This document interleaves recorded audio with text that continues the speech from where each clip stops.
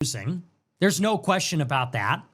The United States is absolutely losing this war. So Nick Fuentes just delivered a brutal reality check about America's humiliating position in the Middle East. And honestly, it's about time someone had the courage to call out Trump's surrender strategy. This is the truth mainstream conservatives won't touch. We're literally begging Iran for mercy while fighting Israel's wars. Let's break down why America first means rejecting this disaster. We are in a mode right now where we are pursuing a unilateral surrender. We are begging Iran to make peace. We are begging Iran to open up the strait. We are making threats that we know are ineffectual, that we know we probably can't even follow through on. And even if we did, they wouldn't change Iran's behavior. They would not even win the war for us. So we truly seem to be in a position where we have no leverage. We have none of the cards. We have no military options. There is nothing we can do to compel Iran to negotiate. There is nothing we can do that prevents Iran from closing the strait. Nothing we can do to destabilize or to undermine the regime. We are in a position where we are effectively at their mercy, and we are just scrambling, looking for something, some kind of creative solution, some kind of creative military option where we can get out of this brutal reality, but we're just not finding it. They don't believe our bluff because we have no credibility. They know we have no military options. This blockade of the Persian Gulf that we have going, it might be inflicting some economic pain, but they're in an existential war for survival, so they can absolutely tolerate that. Meanwhile, the global economy is still suffering from this energy shock, which is ongoing. So this is an unequivocal strategic defeat for the United States, and it seems like now the retreat is just happening in slow motion. There is obviously this very strong desire for a withdrawal. The United States wants this to be over, but they cannot make it happen without losing face. And that is something maybe they haven't accepted yet. So it's just happening slowly over time. And the reason I say this is because every one of these developments follows the exact same pattern, which is we hear a statement from the president in the press pool or the West Wing or the Oval Office, and they will say something like, Iran wants to make a deal more than anyone knows. We are negotiating with Iran.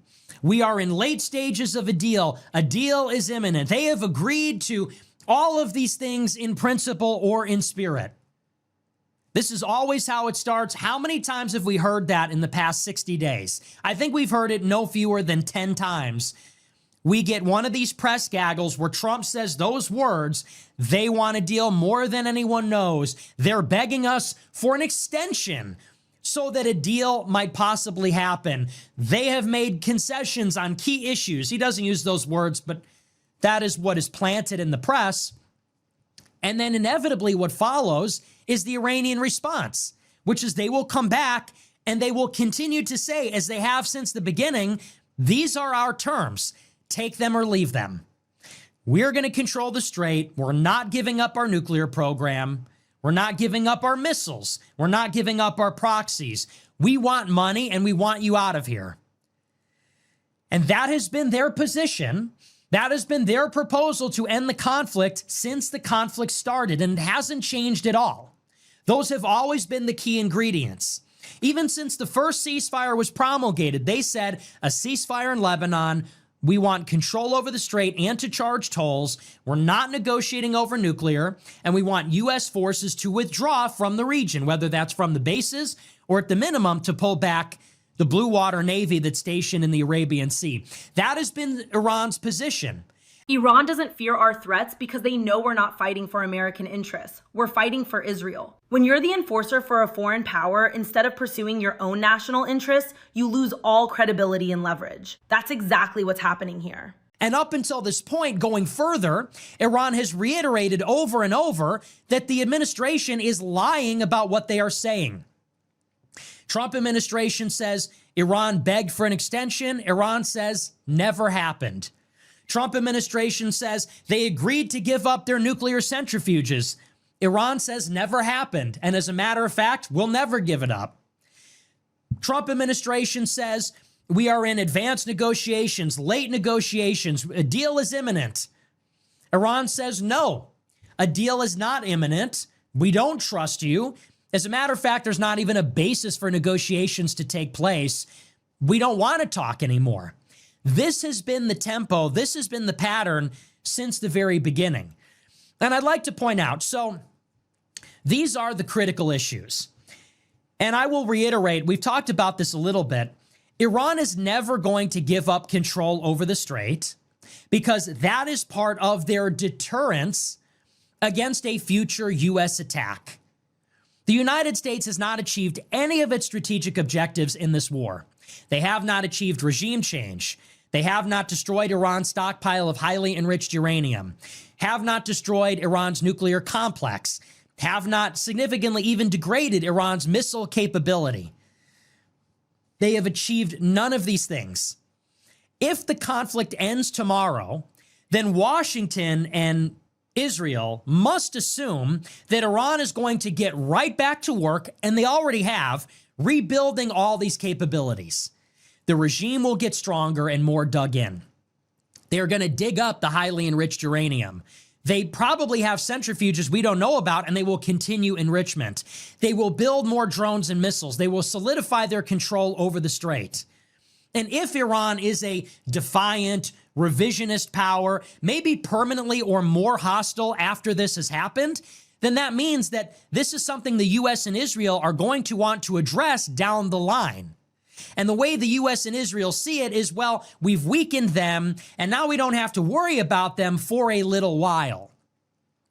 But in a little while, Iran will have reconstituted everything that we destroyed in this conflict, and you have this sunk cost idea that we have to move now, we have to move quickly, we have to be aggressive, or else everything we've done up to this point has been a waste. Everything that we've knocked out and destroyed, the price we paid to do it, it will have been undone in a matter of 6 to 12 months. So there's something fundamental to this dynamic that Iran knows this does not end. The U.S. and Israel are going to keep coming back. We hit them last year, and then we came back this year. If we end the conflict now, we're probably going to come back a year from now or 2 years from now, sooner rather than later. So what Iran is principally concerned with is how do we deter the next attack? As long as Israel exists and as long as the United States is under Israel's influence, then it's only a matter of time before there's another surprise attack, there's another assassination, air raid, etc. So they are principally concerned with imposing such a high cost on a future operation that it would be politically impossible for the United States to return. How do they do that? They control the Strait of Hormuz. So that Washington, and by the way, everybody in the world knows, if the U.S. and Israel get back up to their old tricks, it's going to be a repeat of this energy shock. If the U.S. and Israel come back in Iran, try to take another crack at it, it's going to be a meltdown in Asia, it's going to be a meltdown in Europe, it's going to be a disaster for the Gulf, and it's ultimately going to be a disaster for American consumers. This is why Iran needs control over the strait.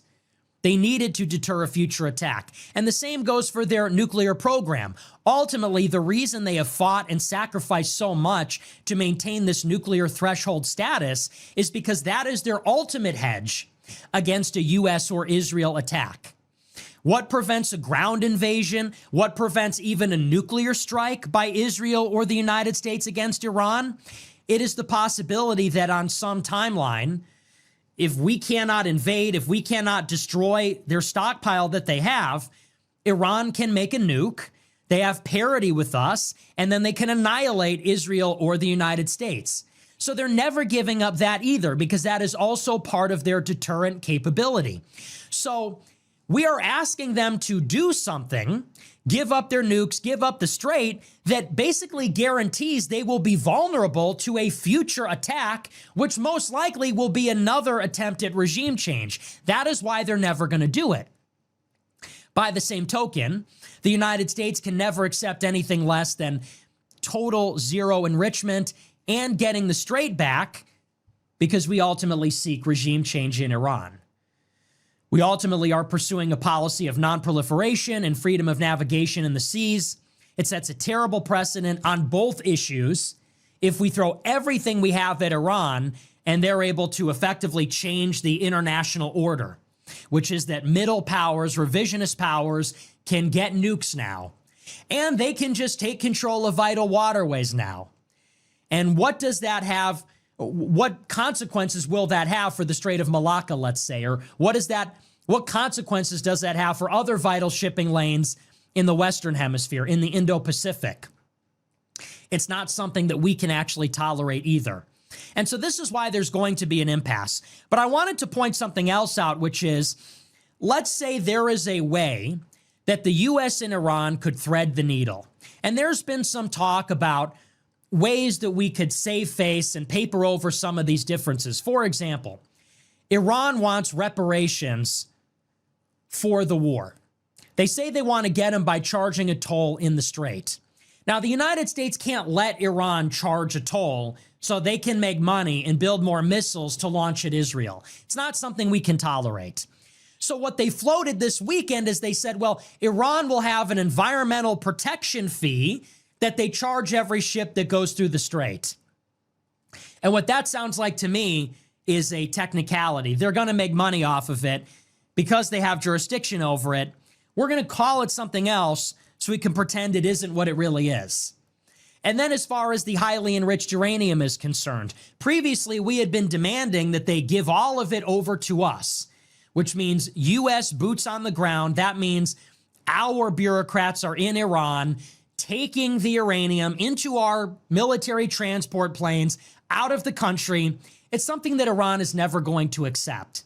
So it was floated by Trump yesterday. This is the first major concession from Washington. Trump said, well, we can have the IAEA, a supranational third-party organization, come in, and they can supervise the dilution of the uranium.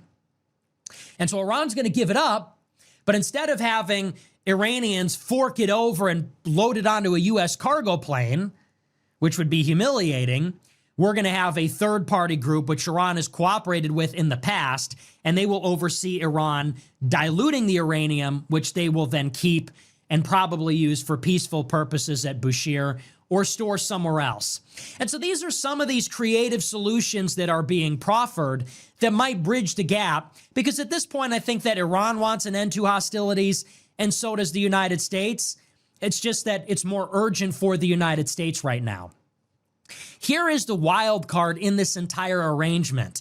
And I said this even last year. So much of the discussion about the United States and Iran, I feel like up until this point, ignores the wild card, which I don't even think that's the wild card. It's actually the engine of the entire thing. It's the nucleus. It's the center. It's determinative of this whole timeline, every event that has taken place, and that is the interest of Israel. Why are we at war with Iran? Well, we are at war with Iran because Israel bombed them last year. And Israel bombed them last year because they're in a war with Hamas and Hezbollah and Assad and the Popular Mobilization Force and the Houthi rebels. Because this is part of a multi-year, multi-front campaign to decapitate the Iranian regime. And Israel's been pursuing it for 3 years. And they've only just gradually roped us in to fighting this battle with them. By fighting in Yemen, by shooting down Iran's missiles, by finishing the job for them with Midnight Hammer against Iran's nuclear facilities last year, roping us into this once and for all regime change attack this year. It's Israel's war. This is the hidden truth about who really runs American foreign policy. Israel starts these conflicts, then manipulates us into fighting them as their military proxy. We're not pursuing America's interests. We're serving as Israel's attack dog while our own people suffer the consequences.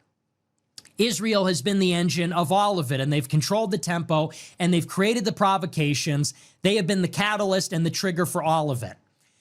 And so even if the United States and Iran are able to find a creative solution to some of these problems, and they're able to bridge the gap, and they're able to make concessions, and it would be extraordinary, it would be something miraculous if that happened, what you always have to consider is that Israel will not allow it. And there was something funny that happened this week. So the U.S. and Iran And all the Arab countries, all the Middle Eastern countries got together and are working towards this MOU. You've got Iran and the United States. You've got Pakistan and Qatar. You've got Saudi Arabia and the UAE. You've got Oman and you've got Jordan. You've got Turkey. Every country is involved in this deal. Every country is lobbying the United States and Iran to make this deal. And Trump has called all the world leaders, and they all agree this is a good deal. And then we call Israel. Then we call Israel last. After we call everybody, we call Jordan, the Saudis, the Pakistanis, we call everybody. And then once everybody's on board, where does the buck stop? Who has the final say? Who's really the boss? Then Trump calls Israel. And what has been reported in the Israeli press is that Netanyahu is furious. Netanyahu and the Israeli government, they're not even hiding it. It's all over the Times of Israel, Jerusalem Post. They are all saying this is a lousy deal and Trump should never trust the Iranians. Think about their mouthpieces in the United States. Laura Loomer, Mark Levin, Randy Fine, all saying the same thing, which is resume the war, more defensive strikes on Iran. You can't trust them. They'll never agree to anything, and so on and so forth. Now, like we talked about before, one of the key points in the deal is that Iran needs us to get Israel to stop bombing Lebanon. Those are part of Iran's terms and always has been. From the first ceasefire until now, Iran and even Pakistan have insisted it has to be a ceasefire on all fronts, not just in the Persian Gulf, but also in southern Lebanon. And back then, Israel said no. When Iran told the world that a peace in Lebanon was the only thing that would compel them to open up the Strait of Hormuz, Israel launched their deadliest attack on Lebanon up until that point in the war. They killed hundreds of people. What purpose does that serve other than directly and specifically to undermine a deal and sabotage a deal to prevent future diplomacy? Not only did that sour the ceasefire and Iran immediately closed the strait and said the deal is off, but it also poisons future diplomacy because what it communicates is that Washington has no influence over Israel, which they don't. And if that's the case, then Iran cannot trust the United States. And there's no rapport and there's no trust, and therefore there could be no future deal. So they sabotaged the first ceasefire, and what that did is it made future ceasefires very difficult. And that is their goal. That is what they do. That is what they've always done. And so once again, you have a memorandum of understanding this weekend. It seems like there's been a lot of progress made. According to the rumors, the U.S. and Iran are making some serious concessions. It has the assent of every country in the Middle East. But is there somebody you forgot to ask? Israel says, we don't like the deal. So what do? They launch an all-out attack on Lebanon all over again. Not kidding. We have this MOU ready to go. They're saying tonight, all that needs to be done is for the deal to be signed. We're going to go to Camp David tomorrow. The whole cabinet's coming, and this is it. This is the deal. And again, it's a ceasefire on all fronts. That is what gives us the deal. What does Netanyahu do? He says over the weekend, we are never ending the war in Lebanon. As a matter of fact, we're going in. And this is from the New York Times. Again, it says, quote, Prime Minister Netanyahu on Monday signaled that his country's fight with the Iranian-backed Lebanese militant group Hezbollah would actually intensify. Despite an American-brokered ceasefire that took effect in April, Israel and Hezbollah have continued to clash, with each side accusing the other of violating the truce. The fighting has recently escalated, exposing the limits of the fragile agreement.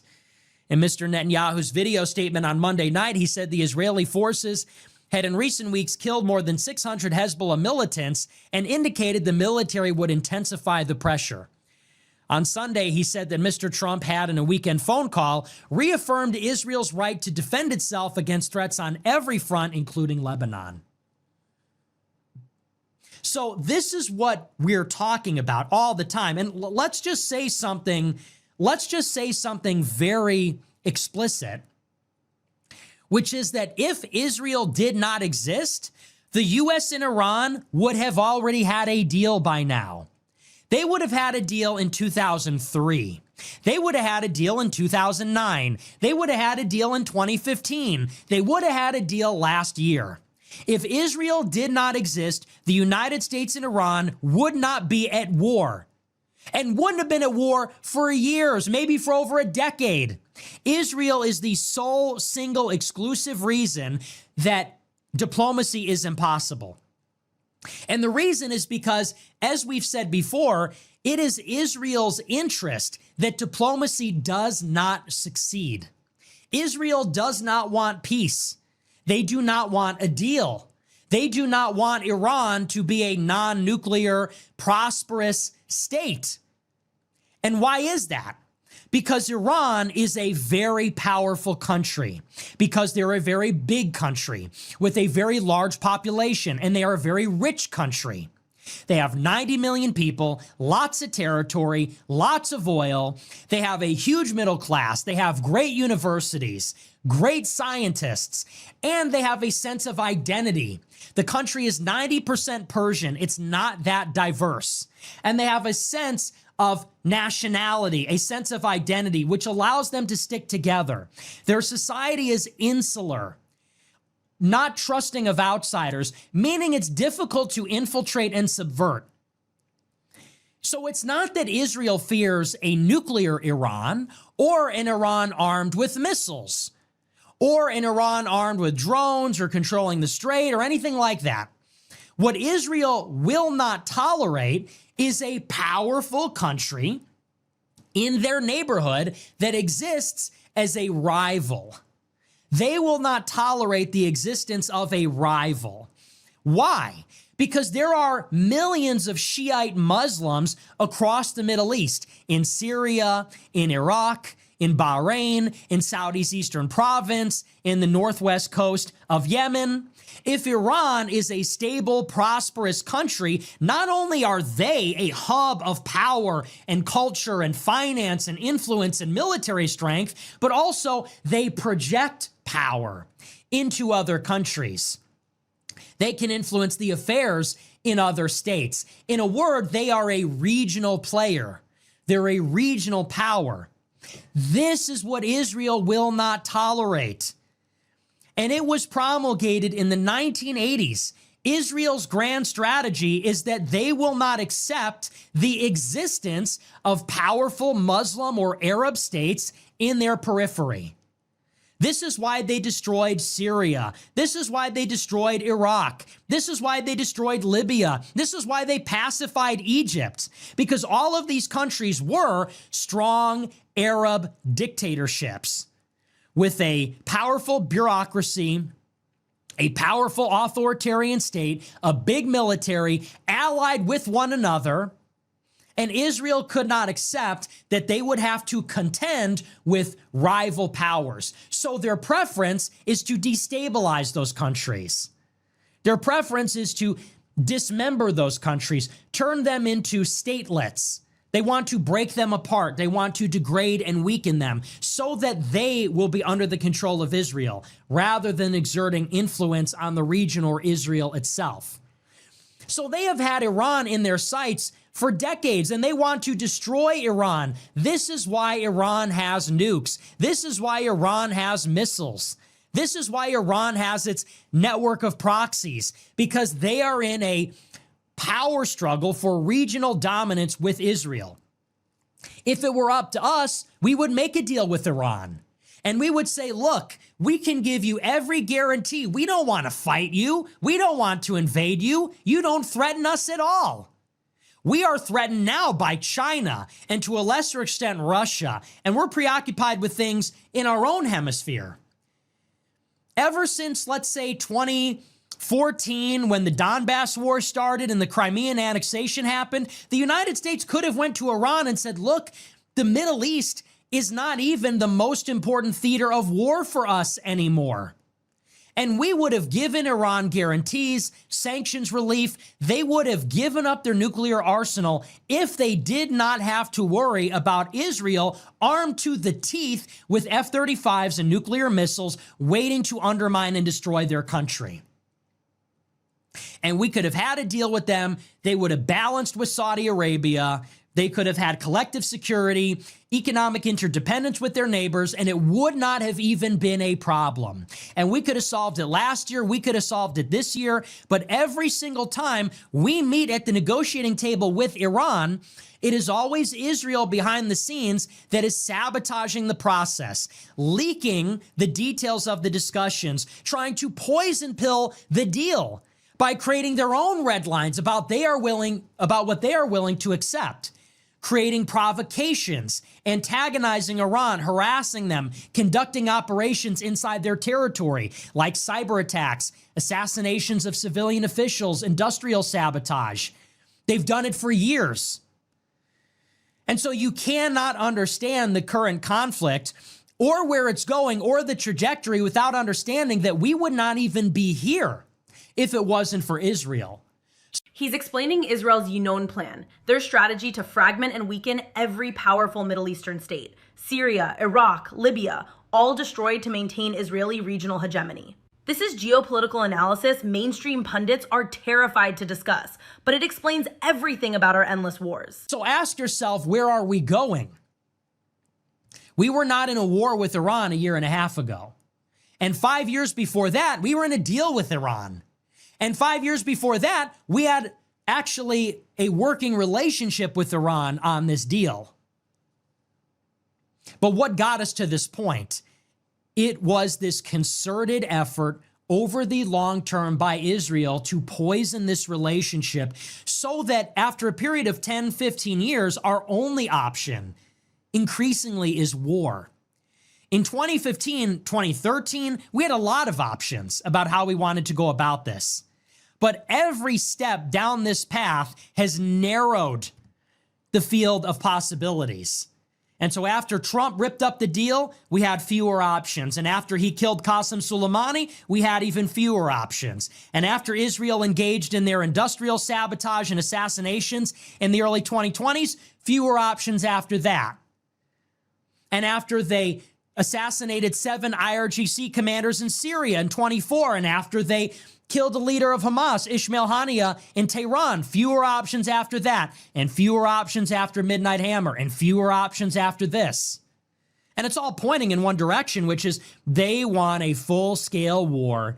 God only knows what that will look like, if that's going to be a nuclear strike, a ground war, if we're going to arm the Kurds, or we're going to get the UAE and Qatar to invade an island or something like this, or I should say UAE and Saudi to invade an island. But it's all pointing there because Israel will poison every other possibility. And so this is why I say, people talk about how do we end the war in Iran. They talk about what the United States can do vis-a-vis Iran. We have to talk about what we're going to do about Israel. You want to get out of the conflict? Honestly, you need to talk to Israel first. Forget Iran for a few weeks. And we need to forget about negotiating to Iran through Qatar and Pakistan. We need to negotiate with Israel through American Jewry. Trump needs to sit down with Netanyahu, brokered by, Mark Levin and Bill Ackman, to tell Netanyahu, look, the jig is up. We're not going to war with Iran. And this is just not going to work for the United States. If you do not let us make a peace deal with Iran, we're going to cut you off with foreign aid, or we're going to go after your gangsters in the United States. We're going to crack down on Jewish power at home. That's what you need to do. And I would bet you that if we, in actuality, or if we could give Iran confidence that we have Israel under control, a deal would become easy. A deal would become a lot easier than it's been. We could work out all the differences. We could have meetings on meetings in third countries and indirect negotiations, direct negotiations. It would just simply happen. And this is where we are. How could you deny it at this point? When the original ceasefire came out, Trump announced it. An hour later, Iran said, we mean a ceasefire in Lebanon too. What did Israel do the next morning? They killed 1,000 people in Lebanon. The next day. After 6 weeks of fighting, Trump says, we have finally achieved a ceasefire. Iran has agreed to it. We're going to open up the strait. We're going to stop bombing them. Iran said, time out. We need a ceasefire in Lebanon too, or else there's no deal. Netanyahu said, say no more. He killed 1,000 people in Lebanon the next day. Same story here. You have this discussion on Saturday. A deal is within reach. We have agreed to a memorandum of understanding. What does Netanyahu do? The next day, he vows to intensify the fighting. He brags about how many Hezbollah militants he's killed. That's what they did on April 9th. Last year, when Netanyahu visited the White House, when Trump announced there was a 60-day window for Iran to negotiate a nuclear deal, the next day, Netanyahu went on television and said, the only deal we will accept is if we blow up Iran's nuclear program with bombs. So how are you going to make a deal when you're saying things like that? And Iran knows we can't rein them in, because that's exactly what they did on June 13th, is they attacked Iran's nuclear program with bombs. And they'll do it here too. They'll do it again. This is what they always do. So that's the situation in Iran. And by the way, I told you that this would happen. Not for nothing. I've said it before. I'll say it again. Nobody even knows this, but the Biden administration tried to make a deal with Iran. As a matter of fact, that was the first thing he tried to do. Do you know that? In 2021, it has since been revealed in the first year of Biden's presidency that the first thing he did was send feelers out to Tehran to try to bring the Iran nuclear deal back. That is one of the first things he did as president. Nobody even knows that. And in 2023, just 2 months before October 7th, we had a prisoner exchange with Iran. We unfroze $6 billion in assets that were held up at a South Korean bank. We traded a dozen of their prisoners for 300 of ours, or maybe it's vice versa. And then October 7th happened. We were on our way. And more to the point, Israel provoked Iran multiple times in 2024, and Biden did not take the bait. It's only because you have Trump in office that it is this way. And it was systematic. They shut down the protests on the university. Good. Now we're not going to have a Vietnam-style protest movement among the young people. That's out of the way. 2, they gave Israel $12 billion additional military aid. 3, you had Mike Waltz, our national security advisor, who collates all the military intelligence and Pentagon intelligence to give to the president as military options. He was working for Netanyahu. He was working for Netanyahu, talking to him on an encrypted Israeli messaging app the entire time. That's why they bumped him as UN ambassador from the National Security Council. They censored all the content on TikTok because Trump secured the sale of the U.S. business of TikTok to Netanyahu's best friend, Larry Ellison, who now owns all the data and the algorithm for the U.S.-based TikTok platform. And now it's this. And now it's come to this. So I told you from the beginning, look, it's not us. People say, like, we need to win the election. We need to vote Republican. It's not us. It's them. This is an Israel-occupied GOP. That's what it is. It's not even like they come first. They're the only ones that are being listened to at all. You know, people say, well, we're scratching Israel's back. Maybe they'll scratch our back. Dude, they don't care about our backs at all. They're whipping our backs. They built this on top of our backs. People say, like, well, you know, I don't agree with everything Trump is doing. Like, yeah, he's bombing Iran, but nobody's perfect. No, they're the only ones being taken care of right now. It would be one thing. I don't know that I would be okay with this, but okay? But it would even be a different story if we were getting 5 million deportations a year. I'm not saying I would go for that at all, but I'm saying it might even be a different story if at least there was a trade-off. Like, okay, they put Hassan Piker in jail and they deported 1.5 million people this year and they built the border wall and they fixed the elections so they're not mail-in ballots anymore.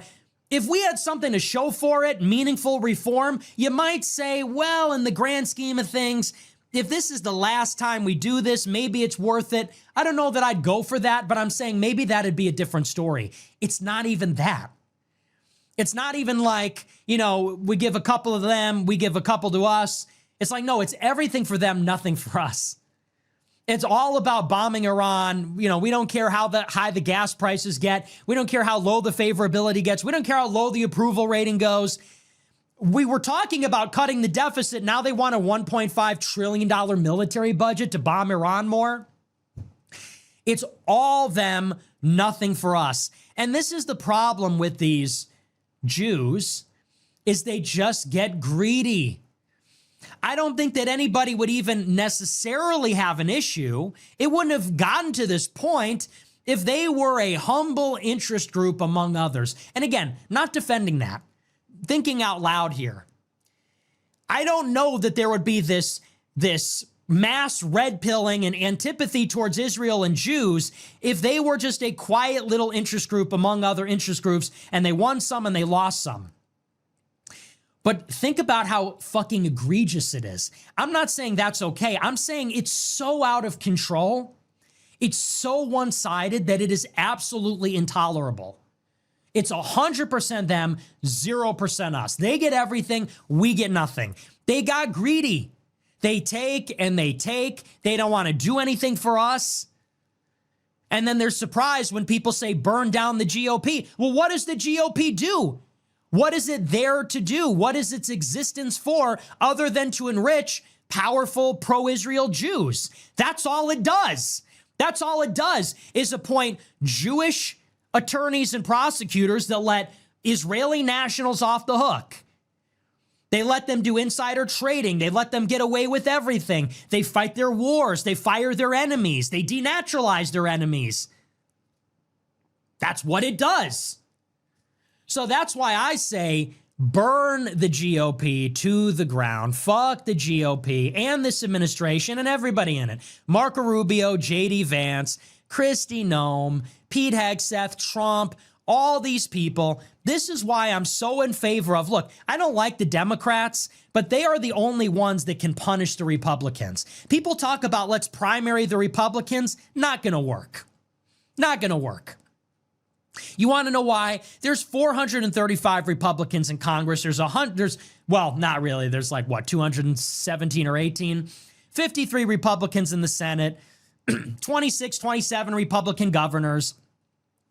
And all the Republicans have money from the Republican Party. The incumbents have money. So you want to primary all of them? Hey, good luck. I mean, you can't primary everyone in the party. We don't have enough money. We don't have enough power. We don't have enough juice. You can't take over the party in its current state, especially not when they're all incumbents. What you can do is bring the opposite pole into the equation. Bring the Democrats in. Maybe you're not going to run in a crowded primary and get some no name ID guy with no money to get 40% of the vote in some random district in Idaho. But you can flip 2% to the Democrats, and then there's one less Republican. And you just hurt them. You just inflict pain on them. You just make them start to lose. And there's fewer and fewer of them. They raise less money. They have less power. And then in a weakened state, maybe then you can try something like that in a couple of years. But this is why I say, fuck them. Bring on the Democrats in 2026. Hopefully in 2028, things will have gotten bad enough that there will be an opportunity for the dark triad, dark horse, dark MAGA, dark America. We're just dark. It's all darkness now. Dark triad, dark horse to enter the race in 28 and save us from this. Destroy Vance, destroy Rubio, destroy the legacy of Trump, and point the way forward. This perfectly captures the raw deal Americans are getting. We pay for Israel's wars with our blood, treasure, and economic chaos, while getting absolutely nothing in return. No wall, no deportations, no election integrity. Just endless spending on Israel's conflicts. That's why the GOP deserves to burn.